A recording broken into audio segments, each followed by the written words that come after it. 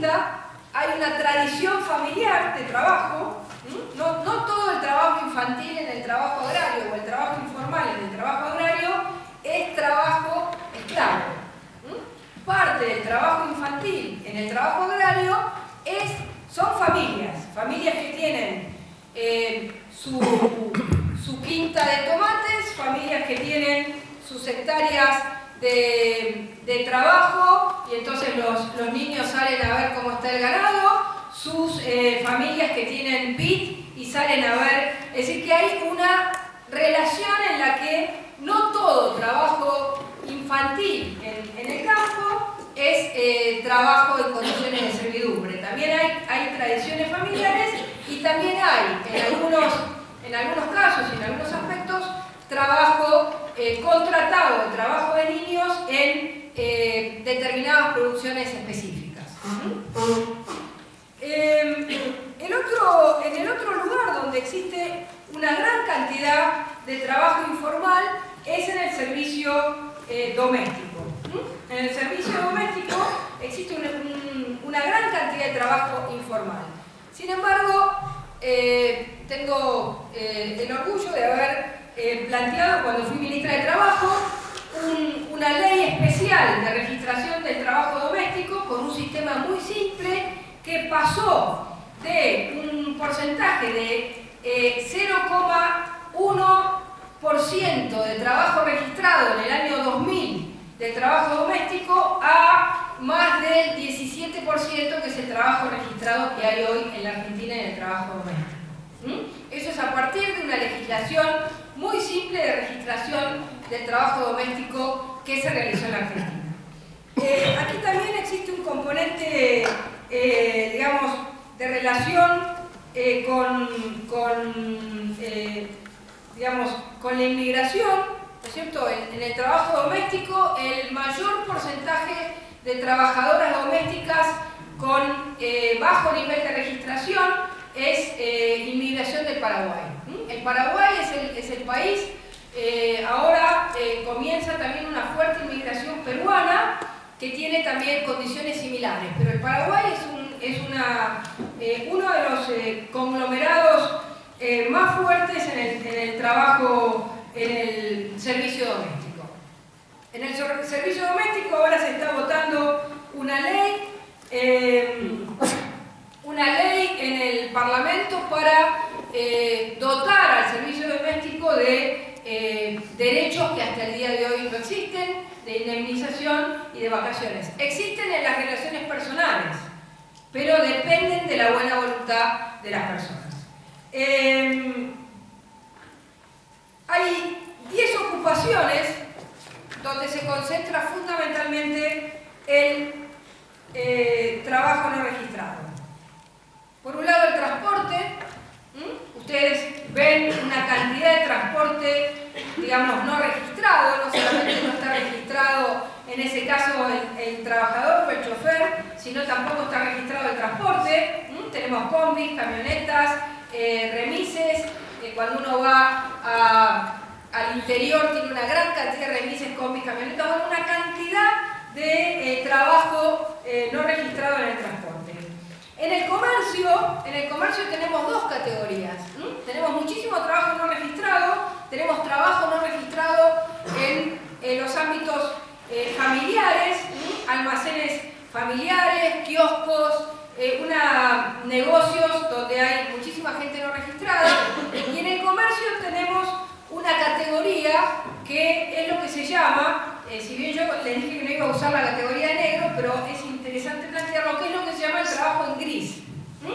En el comercio existe un trabajador que está siendo registrado en el salario menor, digamos, en la menor categoría, y luego se le paga un gran componente del salario de manera no registrada. Es decir, si un trabajador, por ejemplo, que trabaja en un shopping o que trabaja en un comercio, gana 5.000 pesos, va a tener un registro de 2.000 pesos, lo que le va a generar una baja en su salario diferido, ¿no es cierto? Porque va a tener componentes, tiene un gran componente que se llama no remunerativo, y luego tiene una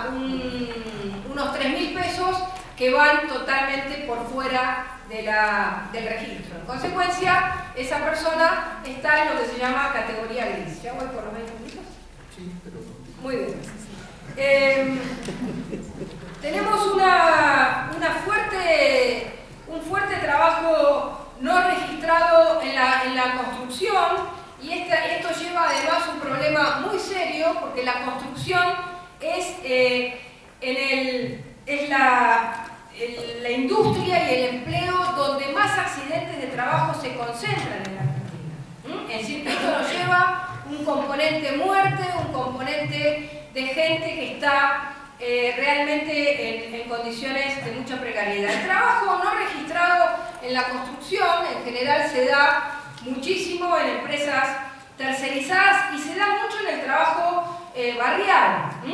Cuando las personas van a hacer una conexión de gas, cuando las personas van a hacer una reforma en su casa, ¿no es cierto? Llaman al encargado, llaman al vecino, llaman al albañil que conocen.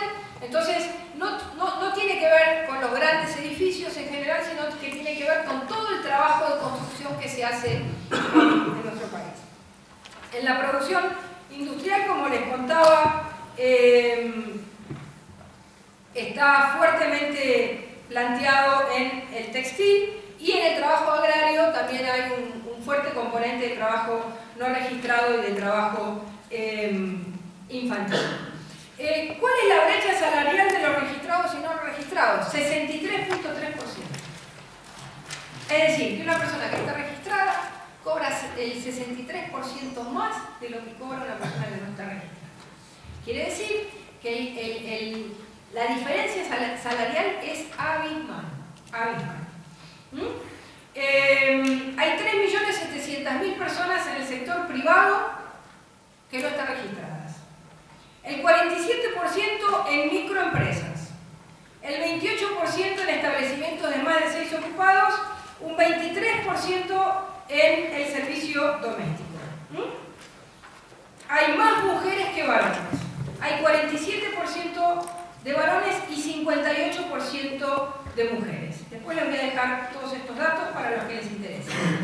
En el caso de los que tienen título universitario y secundario completo, en general son empresarios, profesionales, mucha gente que trabaja en software, que dice, yo trabajo solo, ¿para qué voy a pagar una jubilación?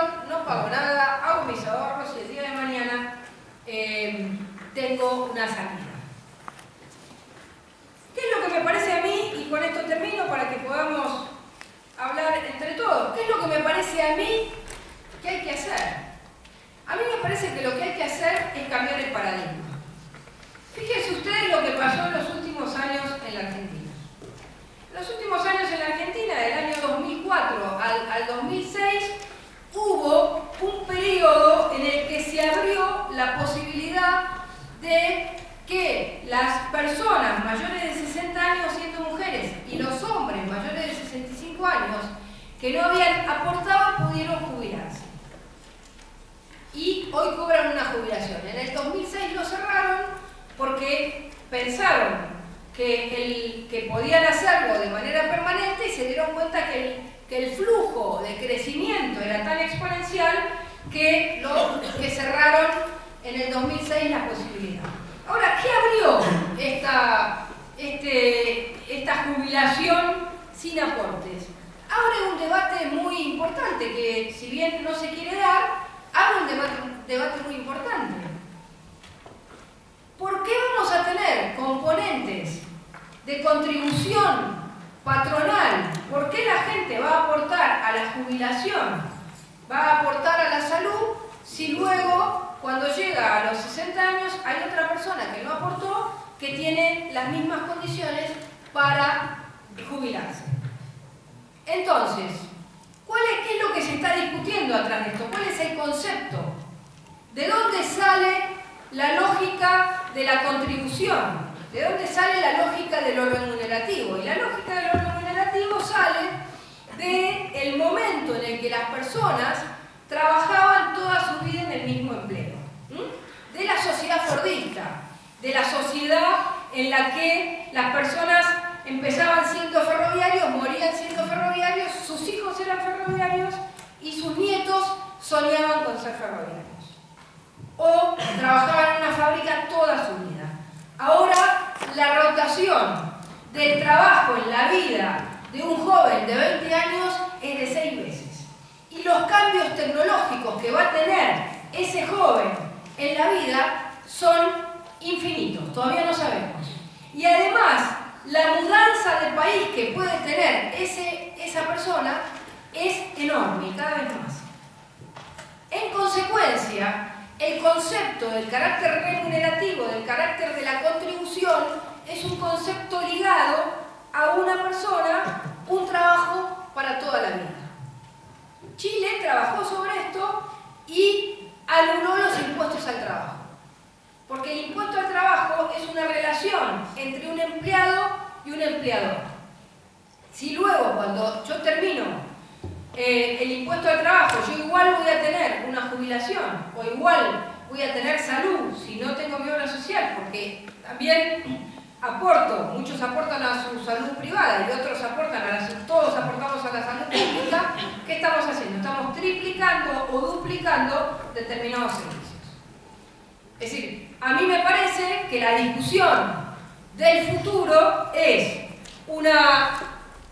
la manera de llegar a tener trabajo informal cero es terminar con los impuestos al trabajo y lograr que el conjunto de las contribuciones, de los servicios que las personas tienen en una sociedad, se deriven de los impuestos reales que tiene que pagar un individuo, que son los impuestos a las ganancias, los impuestos a los bienes personales y los impuestos al consumo. Hoy, el 60%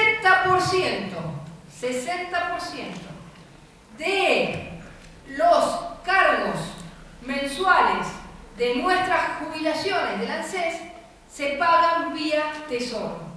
Es decir, que ya la realidad de cuánto paga lo contributivo y cuánto paga lo no... Es decir, fíjense ustedes la paradoja.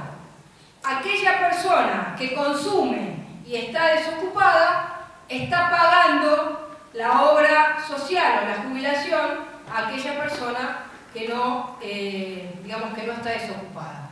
¿Por qué? Porque a través del impuesto al consumo todos pagamos y solo recibirían, digamos, entre comillas, porque por eso existió esta jubilación sin registro, todos solamente recibirían aquellos que aportan. En consecuencia, el debate es un debate sobre el modelo de producción, sobre los cambios tecnológicos y sobre la realidad de permanencia en el empleo. La realidad es que me parece que para poder pensar seriamente cómo combatir esto, podríamos pensar en un modelo diferente que permita que todas las personas que trabajen puedan gozar de los mismos servicios y que no dependa solamente de la competitividad o de la calidad de la empresa, sino aquel que trabaja en foro va a tener, además de todo, una mejor salud porque le contratan una salud especial, una mejor educación, y aquel que trabaja en el almacén de la esquina de su barrio va a estar condenado siempre a una situación de, no de esclavitud, sino de inferioridad. Estos son los conceptos que hoy